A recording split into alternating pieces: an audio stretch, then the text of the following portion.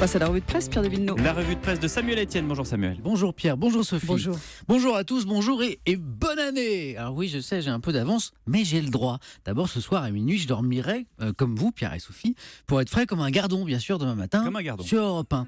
Surtout, ce bonne année, on le retrouve dès aujourd'hui en une de plusieurs de vos journaux. Ouest France, le Télégramme, Est Éclair, le Havre Presse notamment. Pourquoi ? Eh bien, parce qu'ils ne paraîtront pas demain, alors ils prennent un peu d'avance. Sinon, eh bien, c'est lors des bilans, après cette année 2015 si difficile, où la France, vous le savez, a dû affronter tant d'épreuves. Après 2015, tout est à réinventer pour l'humanité. Oubliez 2015 pour célébrer 2016, dit la Dépêche du Midi.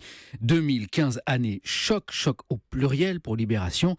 Pourtant, n'oublions pas les bonnes nouvelles. Nous verrons tout à l'heure de quelles bonnes nouvelles le Parisien entend ainsi parler. De bonnes nouvelles en 2015, les Échos en ont au moins trouvé une. Les marchés boursiers européens s'en sont super bien tirés. Axel de Tarly nous l'a bien expliqué tout à l'heure. Et puis on se tourne bien sûr vers 2016, motif d'inquiétude pour l'équipe. Alors que le mercato d'hiver s'apprête à débuter, le quotidien sportif redoute que les clubs français perdent quelques-uns de leurs meilleurs footballeurs au profit notamment du championnat anglais.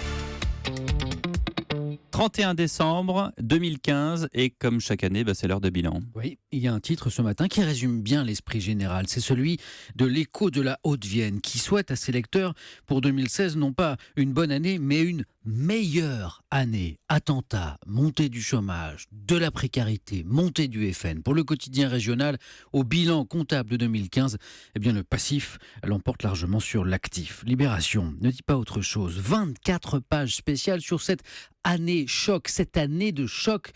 Des chocs, divers et variés. Libé évoque les attentats, bien sûr, la crise des migrants, avec la tristement célèbre photo du petit Aylan retrouvé noyé sur une plage turque. Choc encore que la montée du FN, le scandale Volkswagen, le retour en force de Vladimir Poutine, mais choc aussi, vous en parliez tout à l'heure Pierre, pour le journal, que l'humoriste préféré des jeunes, Kev Adams, ou encore la remise en cause du grec et du latin par la ministre de l'Éducation.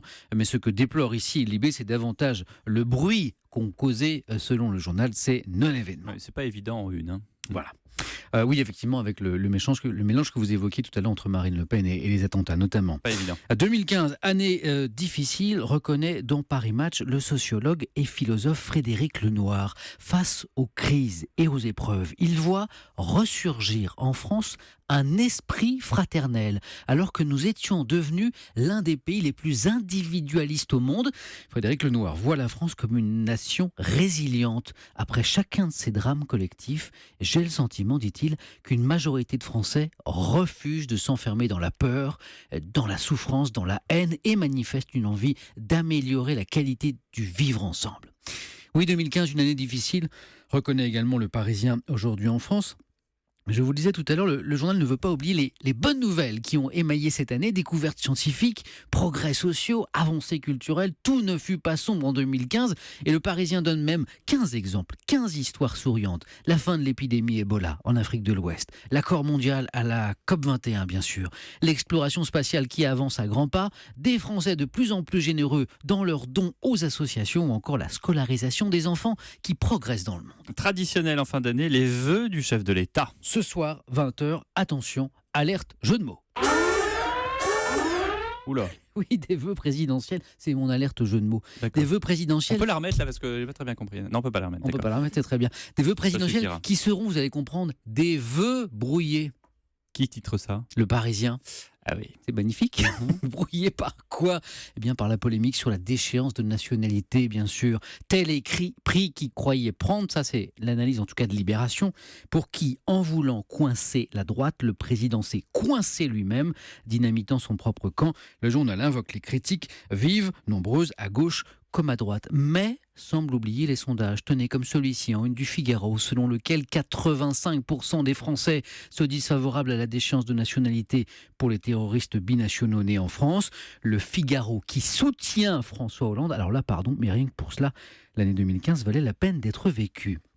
Et Paul-Henri Dulembert rappelle les propos du socialiste Jean-Pierre Mignard hier matin, ici même sur Europe 1, qui touche au code de la nationalité, touche au sacré. Peut-être. Avant-hier matin.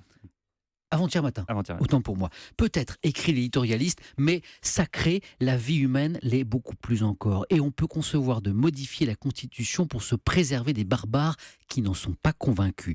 Paul-Henri Dulembert poursuit, les adversaires de la déchéance jurent qu'elle ne sert à rien et qu'elle n'est que symbolique. Mais alors, pourquoi se refuser un symbole de fermeté ? Je reviens à Libération, où l'historienne Armelle Enders en est persuadée. En s'obstinant sur cette question, François Hollande vient de se couper définitivement des électeurs de gauche, vient de perdre la présidentielle de 2017. L'hebdomadaire Valeurs Actuelles fait exactement l'analyse inverse. François Hollande est en train de piéger la droite. Pierre, vous vous souvenez de ce célèbre slogan du PS pour les législatives de 1986 « Au secours, la droite revient ». Petit détournement en une de Valeurs Actuelles. Rappelons que l'hebdo c'est un euphémisme très à droite. Valeurs Actuelles qui titre « S'alarme, devrais-je dire, au secours, Hollande revient ». Allez Samuel, parlons un peu de fête, de la fête de ce soir. Oui, pardon, je ne voudrais pas jeter un froid, mais gaffe quand même à la crise cardiaque. Oula. Oui, page 9 du Figaro, inquiétant constat d'un scientifique américain, la mortalité cardiovasculaire fait un bond à Noël et à la Saint-Sylvestre. En cause, le stress lié aux fêtes, mon dîner sera-t-il prêt ? Flûte, il y aura le cousin Albert que je peux pas saquer. La vache, je suis coincé dans les embouteillages, je serai jamais à l'heure pour l'apéro. Le stress donc, mais surtout les excès en tout genre, bien sûr, d'alcool, de gras, de sucré. Donc, mollo, les amis, ce soir, surtout si vous êtes un peu fragile du palpitant. Pour moi, pas d'excès, une biscotte, au lit à 22h, puisqu'on se retrouve. Eh bien, on se retrouve demain matin. Bien joué, Pierre.